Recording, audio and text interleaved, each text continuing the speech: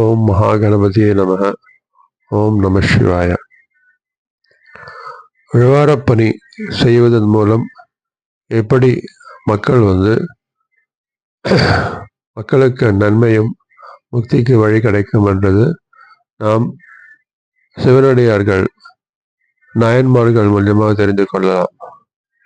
திருநாவுக்கரசர் அவர் கையில் இந்த விழவாரப்பணி ஆயுதம் வச்சுருப்பார். எதுக்கென்றால் இன்னைக்கு கோவில்ன்றது எதுக்கு உருவாக்கப்பட்டது? நம்ம வீட்டில் நம்ம பூஜை ரூமில் சுவாமியை கும்பிடுறோம். எதுக்கு?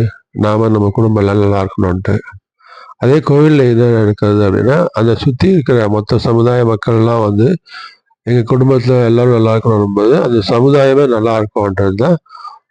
அந்த சமுதாயத்தில் எல்லாம் நல்லா இருக்கணும்ன்றதுக்கு ஒரு இடத்துல அந்த தெய்வ சக்தியை வளர்க்குறது மூலியமாக அந்த சமுதாயம் முழுக்க அந்த தெய்வ சக்தி பரவி அந்த சமுதாயத்தில் அமைதி ஏற்படும்ன்ற நோக்கத்தில் தான் அந்த காலத்தில் நம்ம யோகிகள் இந்த கோவில்களை உருவாக்கினாங்க.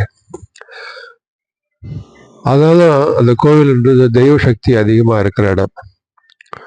நாயன்மார்கள் அந்த காலத்தில் சிவனடியார்கள் அந்த கோவிலை சுத்தமாக வச்சுக்கணும்.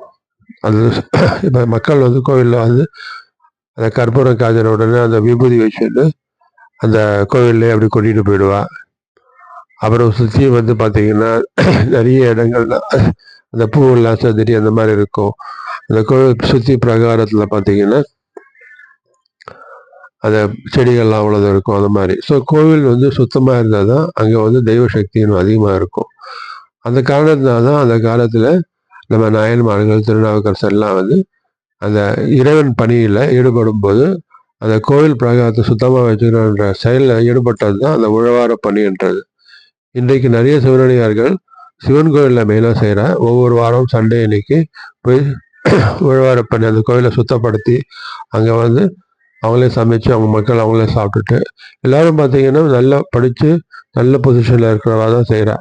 நோக்கம் என்னென்னா நாம் நல்லா இருக்கணும் அப்படின்னா நம்மளுக்கு தெய்வ சக்தி கொடுக்குற அந்த கோயில்கள் சுத்தமாக இருக்கணும்.